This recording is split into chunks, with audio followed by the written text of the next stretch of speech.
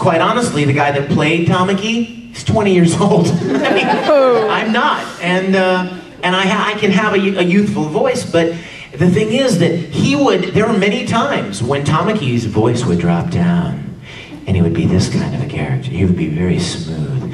I can't do that because I don't sound young anymore. You know what I'm saying? There's this something about the timbre of the voice that changes. And he's supposed to be in high school. And there were many times in the show where he didn't sound like he was in high school. And so, the Japanese actor. So he could get away with it, but I couldn't. So we really had to walk a fine line of, of making him sound young and, hopefully, believably in high school, but then have that resonant, some of that resonant tone and some of that smoother, when he's trying to be all, what if I let you drink it from my mouth? That kind of stuff.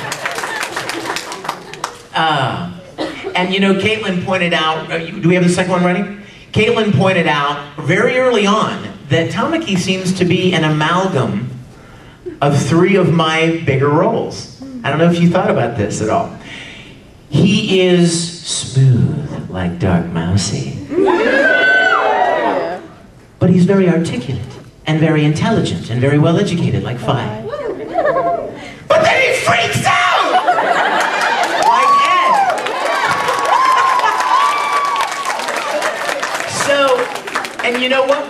Whenever he yells, and I don't know if there's going to be any in the episodes we're still going to watch, but whenever he would yell, I had to be very careful not to yell like Ed. I'm serious. And you don't really think about that. You think you yell, right? Yelling is yelling. But when I would yell as Ed, give me a line. Not a pipsqueak line, but just say something. A short something. Drop that. What? Drop that. Drop that. Let me extend it. Drop that right now. If Ed were to do that, it would be, drop that right now! Where you push it up high. So I couldn't do that with Tamaki because everyone in the room would immediately go, there's Ed. So there's a fine line. So instead of getting up there, Tamaki might go, drop that right now! You hear the difference? Yeah. You don't let it pop up into that higher falsetto range because then that starts reminding somebody of a different character. And it's so hard because when you get into the role and you just, and you let it go, it comes out and you listen to it back and you're like, oh crap, that sounded like Ed. You gotta do it again. So, and we fully understand, we're not trying to impersonate anybody. You're gonna hear lines, you're like, oh, that sounded like, Fi, or that sounded like Ed, or that sounded like Dark. Of course, I'm not trying to impersonate somebody. I'm doing my best to play the character, to play the role honestly. Is Caitlin amazing or what? As how? And I tell you what, she busted her butt. I mean, she was in that studio so much. When no other actors were recording, she'd go in and work with the engineer. And I mean, she would write herself notes. She'd listen to it and agonize over it and go back and do things again and fix things again because she wanted it to be the best for you that it could be. And I think she's done it. So let's watch the next one. How about that? Cool?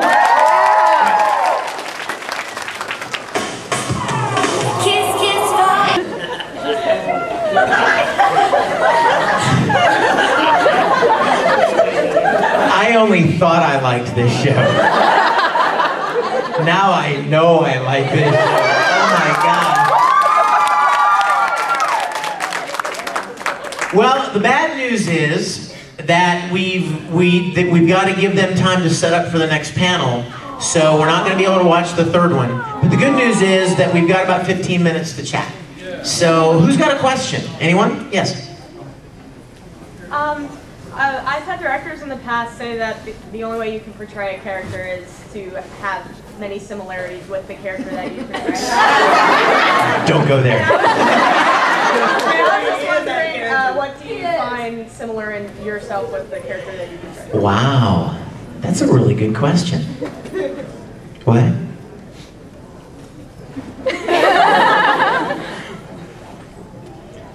I'm not repeating repeating that. You know what? I'll tell you something interesting I learned about Tamaki. When we started, and he was so, you know, what if I let you this? And then he was, you know, nutty and stuff. I thought, not knowing the whole series, I knew some of it. I watched some episodes, but not many. I thought that Tamaki was putting on a show for the ladies. I thought he was putting on this fake air for the ladies. And Caitlin and I had a really great discussion over lunch, like one of the very first sessions, and she said, oh, no, no, no. Tamaki is as authentic as he can be. He really means it. Everything he does, he really means it. When he says, you know, it's not easy being someone that God created so beautiful on the inside and the outside. He's not trying to be a jerk. He really thinks that. You know what I mean? He's innocently, what's the word? Naively, he thinks that. And this must be commoner's coffee. He doesn't even realize that he's calling somebody, you know, a commoner, like that there would be any hurtfulness in it. He's very authentic.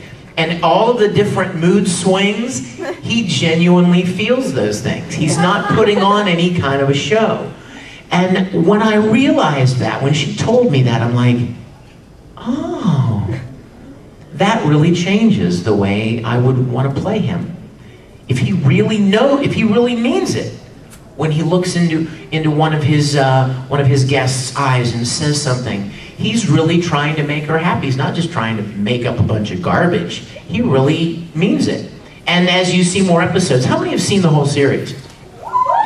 You guys, I'm telling you, I mean, it is amazing, some of the episodes that are coming up, and you learn more about the hosts and about their backgrounds, and you come to really realize a lot more about the characters. So what do I have in common with him? Well, I love ladies. I love girls. I love everything about females. I mean, the way God made them, you know, their beauty, their softness, their voice, their, you know, just what makes a girl a girl. And I think Tamaki really appreciates that more than most. I think that's why what did he just say in the last episode? It is our job to make all girls happy. Yeah, and you know what else? I really love the bond that he creates in the club. And those of you that have seen the show know that what happens throughout the thing is you've come to find out that it's because of Tamaki's lack of family relationship that he created the host club. And it's like his little family. He tried to create a little family unit in the high school to make up for something he didn't have. So really, I really appreciate that too and relate to that. Yes? Have you been able to read any of the manga? No, I haven't read any of the manga. Yeah, there's a part in the manga in the anime they end the anime, but the manga continues on. There's one part. So you get to see a lot more about Tamaki and a lot more in his head. Yeah, that happens a lot with the manga. You find out more and more about them. See a scene in the manga where he's sick, and you get to see inside his room and just how obsessed over commoners stuff. Wow, how cool, how cool. I'll have to check that out. Question? Yes? Me? Yes. Who did the translation for the opening and the closing song? Who sang those? How funny you should ask. I don't know who did the first one. I think Caitlin may have. And then it was sung by an amazing singer named Christine Saw, who does a lot of her own pop music. You may see her at some conventions, actually. The closing, I wrote. I was very excited because Caitlin's like, will you write this? I had somebody else that said they were going to do it, and they never did it, and now I'm out of time. And so she sent it to me, and I wrote it, and then I recorded a scratch track so that they would know how my lyric fit into the melody. And if you know the original singer, he has a very light, poppy kind of a voice. And I wanted to do it. I was like, I've run and run 1,000 miles and I am barely breathing. And I was all excited about it.